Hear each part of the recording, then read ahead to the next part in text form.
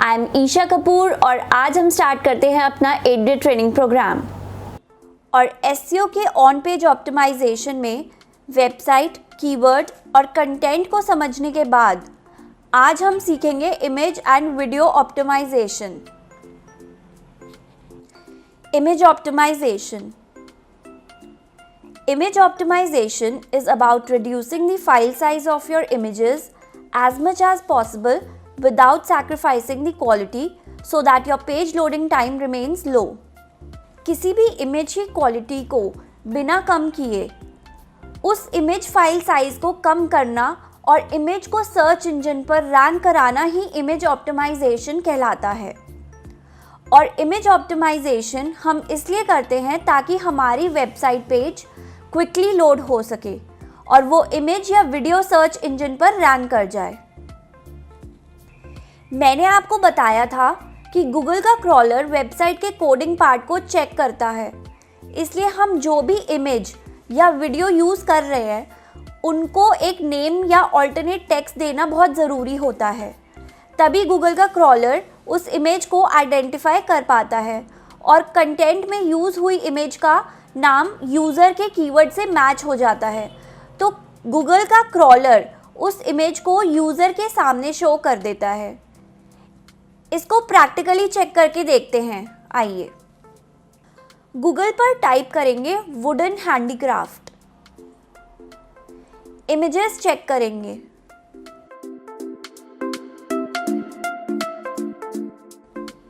यहाँ पर जो भी इमेजेस शो हो रही हैं ये सब इमेजेस जिस वेबसाइट पर भी यूज़ हुई हैं उन वेबसाइट का लिंक इन इमेजेस के साथ अटैच्ड है। अगर हम कोई इमेज को ओपन करते हैं और फिर उस इमेज पर क्लिक करते हैं तो हम उस इमेज के अटैच्ड लिंक पेज पर लैंड हो जाएंगे। चलिए हम यहाँ पर कोई इमेज क्लिक करके देखते हैं। जैसे मैंने इस कैमल की इमेज को ओपन किया और इमेज को फिर से क्लिक किया तो मैं इंडिया मार्ट वेबसाइट के जिस पेज पर ये इमेज यूज़ हुई है मैं वहां पहुंच गई। तो इस तरह इमेज से भी हम अपनी वेबसाइट के लिए ट्रैफिक जनरेट कर सकते हैं।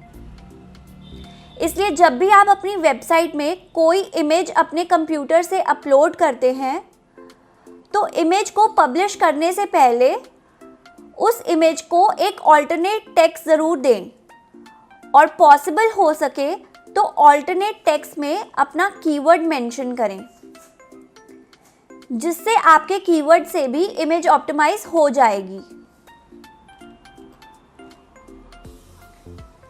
नेक्स्ट क्लास में मैं आपको कीवर्ड, कंटेंट, इमेज और वीडियो के साथ वेब पेज बनाना सिखाऊंगी। तो आपको ये आज की क्लास और अच्छे से समझ आ जाएगी और हम वेबसाइट मेंटेनेंस और ऑफ पेज एसईओ आगे की क्लास में भी इमेजेस से रिलेटेड कुछ पॉइंट्स को कवर करेंगे। तो वो क्लासेस भी आज की क्लास की ही नेक्स्ट पार्ट होंगी। हमारी वेबसाइट का लोडिंग टाइम बहुत कम होना चाहिए। ये 1 से 2 सेकंड में वेबसाइट लोड हो जानी चाहिए और मैक्स टू मैक्स 3 सेकंड। अगर हम अपनी वेबसाइट में बहुत सारे ग्राफिक्स, वीडियो, इमेज यूज़ कर रहे हैं और वो इमेजेस नेक्स्ट जनरेशन फॉर्मेट में नहीं है तो हमें एसईओ में डिफ़िकल्टीज आनी शुरू हो जाएंगी। अपने इमेजेस के फाइल साइज़ को कम करने के लिए हम नेक्स्ट जनरेशन फॉर्मेट का यूज़ करते हैं। Next generation format like JPG 2000, JPG XR and WebP are image formats that have superior compression and quality characteristics compared to their older JPG and PNG counterparts. Encoding your images in these formats rather than JPG or PNG means that they will load faster and consume less cellular data. मैं इसको और भी simple language में समझाती हूँ।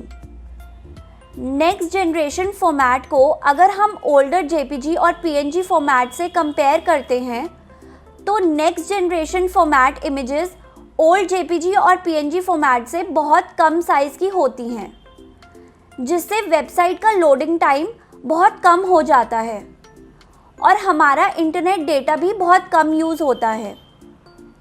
इसलिए अब हम अपनी वेबसाइट में नेक्स्ट जनरेशन फॉर्मेट की इमेजेस ही यूज़ करते हैं। वेबसाइट की इमेजेस को नेक्स्ट जनरेशन फॉर्मेट में कन्वर्ट करने के लिए हम गूगल पर टाइप करेंगे वेबपी कन्वर्टर और पहले लिंक को क्लिक करेंगे।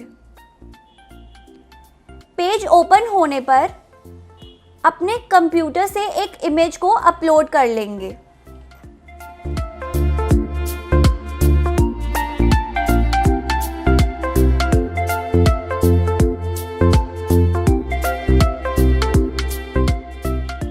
क्वालिटी सिलेक्ट करेंगे 70 और कन्वर्ट को क्लिक करके डाउनलोड कर लेंगे। अब चेक करते हैं, जो हमारी ओल्ड इमेज थी उसका साइज है 47.1 KB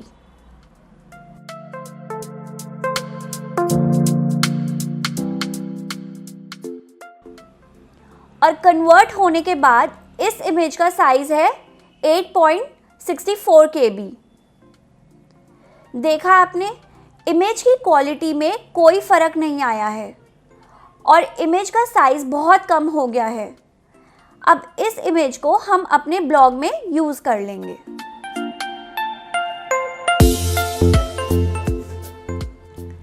अपना ब्लॉग साइट ओपन करेंगे और न्यू पोस्ट को क्लिक करेंगे और ब्लॉग के टेक्स्ट बॉडी में ऊपर जो इमेज का साइन दिख रहा है यहाँ क्लिक करेंगे और अपने कंप्यूटर से चेंज हुई इमेज को अपलोड करके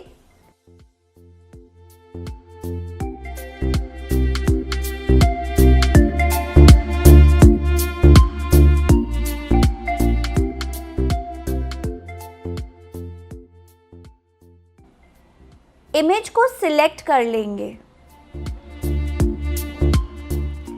यहाँ से आप पब्लिश कर सकते हैं,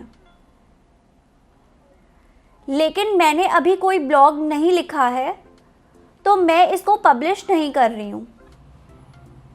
फिलहाल के लिए इस इमेज को सेव कर लेती हूँ, तो यहाँ से सेव कर लेंगे और अगर ये इमेज हम अपनी वर्डप्रेस वेबसाइट के ब्लॉग पोस्ट में यूज़ करना चाहते हैं तो मैं आपको एक टेक्निक बताऊंगी जिससे आप इस इमेज को यूज़ भी कर लेंगे और इस इमेज का साइज़ और भी कम हो जाएगा। इसके लिए इमेज को जब आप ब्लॉग साइट पर अपलोड करेंगे तो आप इस इमेज को पब्लिश नहीं करेंगे, जैसे अभी मैंने इमेज को सेव किया है। फिर हम इस इमेज के लिंक को कॉपी करेंगे और अपनी वर्डप्रेस के एडमिन पैनल लॉगिन कर लेते हैं। न्यू पोस्ट को क्लिक करें और यहाँ न्यू पोस्ट को क्लिक करेंगे। ऐड मीडिया को क्लिक करेंगे। यहाँ कई ऑप्शन दिख रहे हैं, इनमें से इंसर्ट फ्रॉम URL को क्लिक करेंगे। यहाँ इस बॉक्स में इमेजेस के URL लिंक को पेस्ट कर देंगे और ऐसा करने से उस इमेज का सिर्फ URL यूज होगा, तो वेबसाइट फाइल स्पेस भी सेव हो जाएगा और वेबसाइट के लोडिंग स्पीड में भी इम्प्रूवमेंट होगा और साथ ही साथ यहाँ नीचे बॉक्स में इस इमेज का ऑल्टरनेट टेक्स्ट भी ज़रूर दे देंगे। अगर आप वेबसाइट के पेज पर वेबपी इमेजेस को कंप्यूटर से डायरेक्ट अपलोड करेंगे तो ये इमेजेस अपलोड नहीं हो पाएंगी। ऐसा इसलिए है क्योंकि वेबपी इमेजेस यहाँ अपलोड नहीं होती है। मैं आपको प्रैक्टिकली दिखाती हूँ। अभी जो मैंने वेबपी इमेज डाउनलोड की है वो मेरे डाउनलोड फोल्डर में सेव हो गई। अगर मैं अपलोड करने के लिए डाउनलोड फोल्डर में जाऊंगी तो देखो ये वेबपी इमेज शो नहीं हो रही हैं।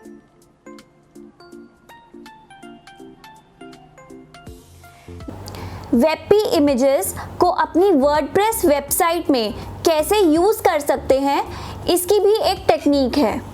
वेबपी इमेज को वर्डप्रेस वेबसाइट में यूज़ कैसे करें, इसके ऊपर मैं अलग से वीडियो बनाऊंगी जो आपको मैं आने वाली क्लास में बताऊंगी।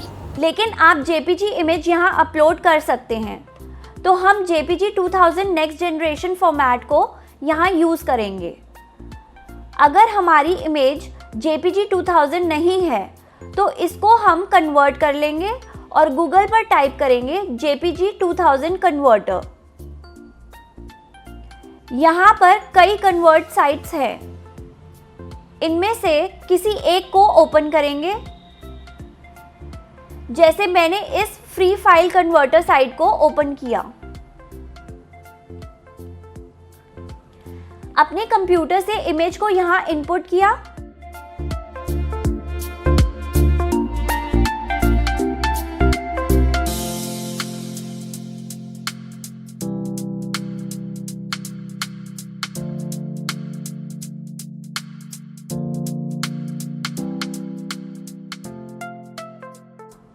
और आउटपुट के लिए JPG 2 सिलेक्ट किया और कन्वर्ट करके डाउनलोड कर लिया।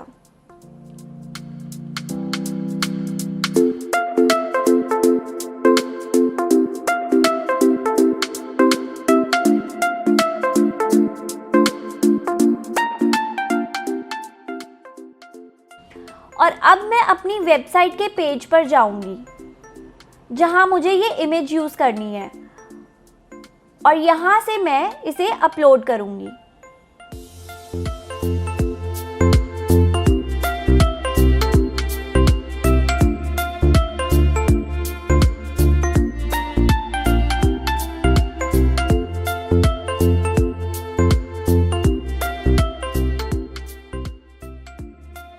ऑल्टरनेट टेक्स्ट दूंगी।